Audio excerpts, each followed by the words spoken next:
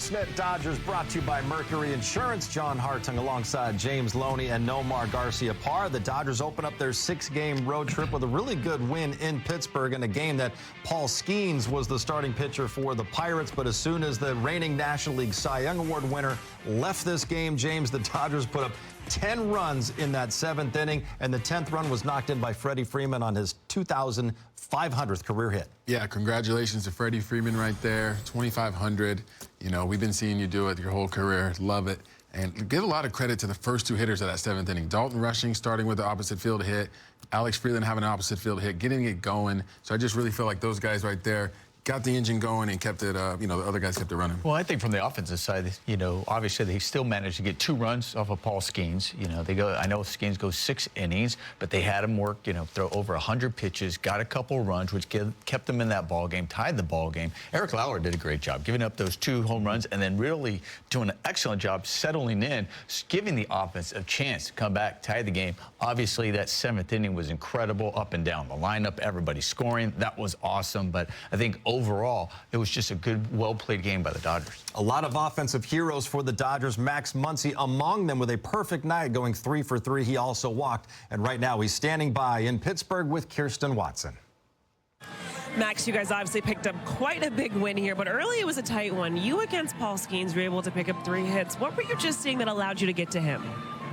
You know, my body was in a good spot today. Just some stuff we've been working on last week or 2, been a little compromised by the wrist, and so it's finally feeling good, and was able to get into a good spot and got some pitches off the bottom, which is where he's so devastating, and, you know, I just got good swings on him. Those mechanical changes you were able to make during that time down, do you feel like those are things that can provide a little bit more consistency you're looking for? I certainly hope so. That is the plan. When you look at just not only what you were able to do, but there in that 7th inning and how you guys built innings on top, or passed the baton, built at bats, how do you describe what this group can do when really put to the test there? Yeah, you know, everyone went up there, had a good idea what they wanted to do. They didn't chase outside the zone. You know, kind of kept it real simple, and you know, the results paid off in that inning. That we also got to see Freddie Freeman pick up his 2,500th career hit.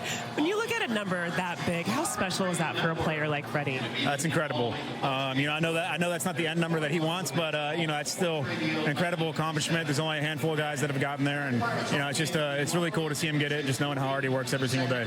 So much of this game was about facing Paul Skeens, but you guys had Eric Lauer on the mound. How did he go toe-to-toe with him? He went great. He was great. You know, every time he's gone out there for us, he's pitched really good. He's given us some length, and you know, he's gave us a chance to win, and that's all you can ask for. Max, congratulations on this win today. Thank you.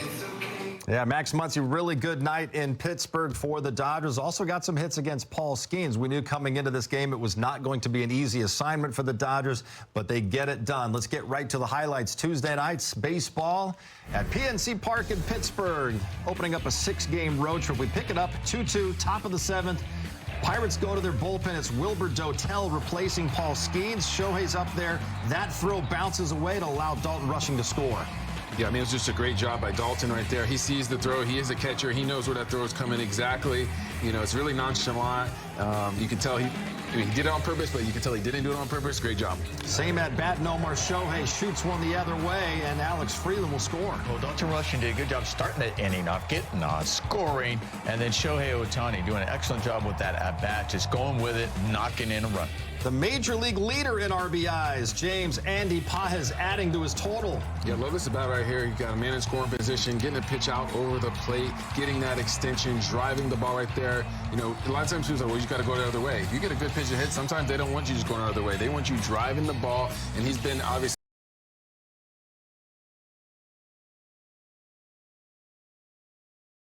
you know, the most consistent hitter for us this year, so let him swing the bat right there. Later in the inning, bases loaded for Kyle Tucker. He grounds one to second. They come home with it, Nomar. Henry Davis, though, can't find the ball. Yeah, just a miscue, misplay right here. You know, it was a bad throw coming home. The catcher had to stretch for it, but also the catcher didn't realize that it wasn't in his glove there. And, yeah, they're throwing it around. The inning stays alive. Ryan Ward with a base hit. Brings in Mookie. Great at bat right here. 3-2 pitch. You know, he was battling. I just love his approach. Kind of reminds me of a little Carlos Gonzalez at times. Nice little leg kick. Great at bat right there. Freddie Freeman, there it is. 2,500 hits, Nomar. Yeah, and an inning, everybody was kind of going around there, passing the baton in 2,500. Congratulations to Freddie Freeman. You know, I'm not going to lie, I was expecting a double for 2,500 because why not? Because that's all it seems. It seems like that's all it hits, but it is an RBI. That was the 10th run of the inning. Dodgers win it 12-3. They improve to 43-24 on the season. Will Klein is credited with the win. Eric Lauer, 5 2/3, gave up 2 runs on just 3 hits, had 5 strikeouts. Max Muncy with that perfect 3-for-3 night, a double, an RBI, also walked. And you see Freddie Freeman 2-for-4 with a double. Career hit number 2,500, had an RBI and also a walk. And 1/3 scoreless innings, struck out 10, which tied the most strikeouts he had ever had in a start. Ohtani followed that against the D-backs. He threw 6 scoreless innings, allowing just 2 hits, and did it while dealing with a blister. And then Sasaki had the best start of his major league career against the Angels, throwing 7 shutout innings, striking out a career-high 10, and looked like the Roki Sasaki that we had heard about coming out of Japan. So together, Ohtani, Yamamoto, and Sasaki became the first trio of Japanese-born pitchers to each have a scoreless start in the same season, and they did it in the same week. It's so special. And it does make me think back to when I realized how special this trio is. The first Dodger game that I went to, not this season, but last season. And of course, they were coming off of a World Series, and there was this new young guy named Roki who we were expecting to see at some point this season. Didn't know much about him, but the significant increase in Asian Americans at that stadium and jerseys was when it finally hit me how momentous this was. Like, obviously, as a baseball fan, you heard the name Yoshinobu Yamamoto maybe 2 or 3 years before he signed, and you obviously knew who Shohei was. We were still learning who this Roki Sasaki guy was, but how much that representation meant to the Asian American community. It's hard to state how many faces you see in that stadium, and you hear Japanese being spoken, and like how cool it is, how even the stadium food that is served. Oh, they adopted the culture. Like, yes, like in the best way. It is a place that has leaned completely into making Japanese Americans feel at home, and obviously the results on the field are proving why. It's crazy. So our dog watcher and babysitter is Japanese, and she went back and was visiting family in Japan while the World Series was happening, and she was sending me photos and texting me just how much it's almost like a religious experience back in Japan when the Dodgers are playing. Like, the Dodgers are Team Japan right now. And, and as you're seeing, as I was talking about last segment, brands that can't get sponsorship ads in Dodger Stadium are buying the ads behind home plate when the Dodgers go to visiting teams. Like, that's how much brands are trying to be involved with the Dodgers and Shohei Ohtani and Yamamoto and Roki Sasaki. But I think what makes this whole situation special, right? Because what you don't normally see is superstars wanting to go play with other superstars, right? So Ohtani came out of Japan as like, we've never seen anyone like this before, right? The first ever two-way player in Major League Baseball. He is going to be lights out. It's like, okay, let me see it to believe it. And then we saw it, 4-time unanimous MVP. And then we hear about Yamamoto, and we're like, there's no way that he's going to come to the Dodgers. He's going to want to make a name for himself on any other team. But what people don't understand in Japanese culture is that it is an honor. It is such an honor to play with your fellow countrymen. And with Ohtani being the face of baseball and an icon in Japan, it's the exact opposite effect that you would think in so many other cultures is these superstars want to join forces with Ohtani. And he was able to recruit Yamamoto, and he was able to recruit Roki Sasaki because, are you kidding me? Like, I get to play with Shohei Ohtani? This is... they feel the same way that fans do. And it's this collective just respect.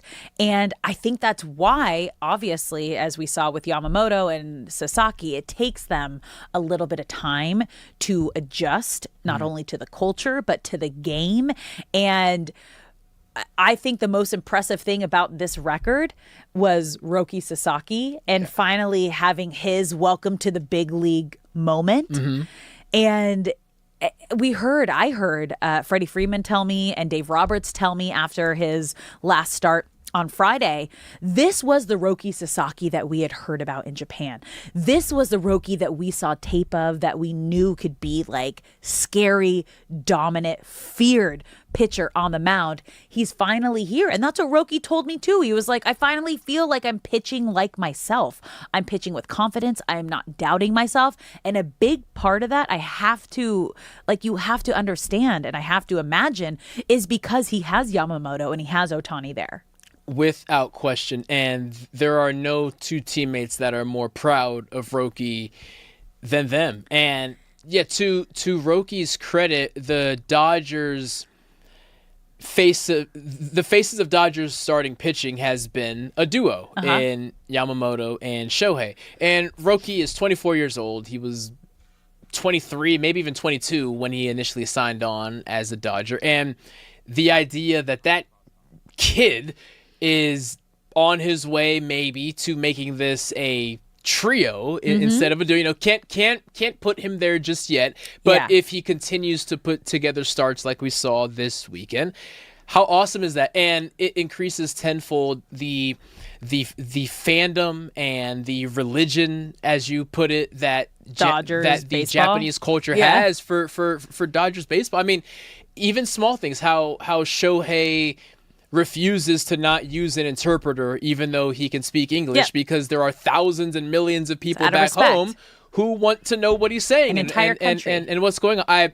I commend so much how Shohei, Roki, and Yoshinobu have handled the moment and the situation. I think they found a perfect balance of being embraced by LA and wanting to do things the way that the Dodgers do them, while also saying the most important thing to me is that people back home know how my experience is going. And credit to the Dodgers for doing everything they can to making sure that is a factor that they've acknowledged. Like, they very easily could have said, yeah, we don't want to have a live feed on our dugout that follows Shohei the entire game. That may put our players in a weird spot. And I'm sure a lot of owners would have said no to that. But I credit the Dodgers for every step of the way saying, you know what, this is bigger than baseball. And in the long run, this is going to help us and our Japanese players. I'm in awe how this whole situation has been managed over the past couple of years. So what Brock is referring to is there is a Japanese broadcast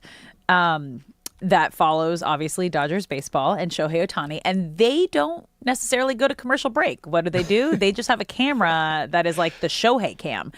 And it just follows him no matter what he's doing in the dugout. Even if another player hits a home run, sometimes it's just panning straight to Ohtani. What's Ohtani doing? That man is so aware that every little thing he does is being watched by an entire country, which is also probably why we don't see him at batting practice often. And talking to a lot of the players and media members that were in Japan with them when the Dodgers went to Japan last year and covering the WBC, the players are like, it's hard to wrap your head. It's like when you see like the Bieber mania or back in the day, the Beatle mania, like it's that kind of insanity where there's never a moment that you are the biggest thing that anyone around you has ever seen. Like people freak out about like anywhere you go, anything you do, everything is watched. Like I remember, I think it was Mookie Betts was talking about it and Freddie Freeman. They were like, it's insane what he deals with on a daily basis. Absolutely insane. Nobody knows, like you don't know fame until you follow around Shohei Ohtani in Japan. Right. The aspect of it that blows my mind too, and we can tie this into LeBron James, at 16 years old, LeBron James was given expectations that were impossible to meet. And here we sit 20-something years later that not only has he met those expectations, he left them in the dust like 8 years ago, right? Yeah. Shohei, same exact situation.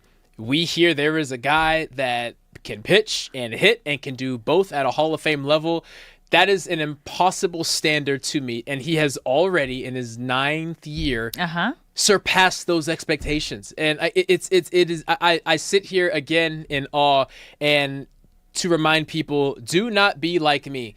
Do not spend the first couple years of LeBron James' career thinking that you have to be a Laker homer and therefore have to hate anyone who's threatening Kobe Bryant's reign on the NBA. You can hate the Dodgers all you want, but really sit back and appreciate not just what Shohei Ohtani is doing, but what the Dodgers are doing and what this moment is for Japanese Americans. ここまで見てくれたあなた、本当にありがとう。この動画が少しでも面白かったら、コメントで意見を聞かせてください。そして高評価、シェア、チャンネル登録も忘れずに、次の動画でまた一緒に野球の熱狂を味わいましょう。